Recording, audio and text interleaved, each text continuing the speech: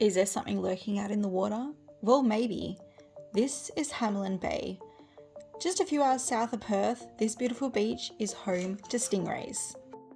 Unfortunately, stingrays have a pretty bad reputation, and it's mainly due to the whole Steve Irwin incident. But trust me, they are perfectly fine. These beautiful rays float up along the bay every day, quite often in the morning and then late in the afternoon. They're actually quite cheeky. They hang around this bay because 1, they know that they're a protected species, and 2, they like to steal food from the fishermen. They are so used to people being on the beach that they will happily swim up and get a little pat. So if you come to WA, you have to check out Hamelin Bay. But what else to do while you're in Margret River? And is to check out Jewel Cave. Enter the staircase and wait for your jaw to drop.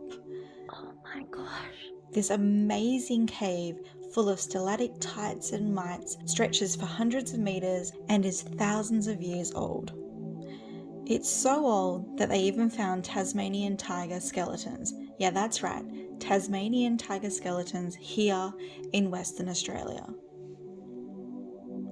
But if guided tours aren't your thing and you're up for a bit of adventure, go to Giant's Cave. Provided with a miner's helmet and a spare torch, enter into this pitch black cave. That's right, the only light you have is the one on your helmet and the spare torch that you're carrying. Climb your way up these steep ladders and squeeze yourself through tiny little holes, climbing over big boulders. This is probably one of the best caving experiences that you can do here in Western Australia, all by yourself without a tour guide. This cave shows how old the Karri Forest is above, as stalactites usually only grow about 1 centimetre every 100 years.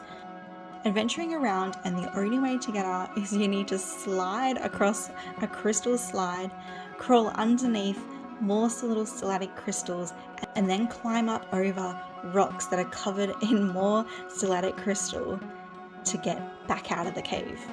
If that one seems a little bit too much for you, there is another cave in the area that I recommend to take, and that is Mammoth Cave, where you're supplied with a radio. Listen to the radio and learn about the history of this cave and why it's called Mammoth Cave. And they have found 22 skeletons in the cave, which is why it's called Mammoth Cave. So what we're looking at right now is the jaw.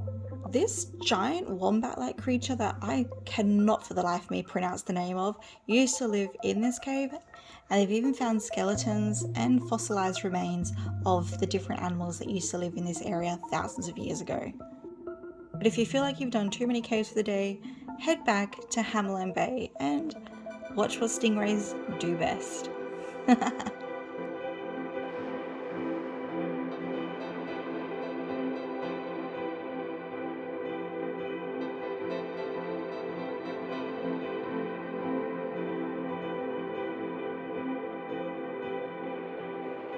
Now, Margret River region is a couple of hours from Perth. Before heading back to Perth, I recommend to head through Busselton, as it is a bit of a long drive. Busselton holds the longest jetty in the southern hemisphere.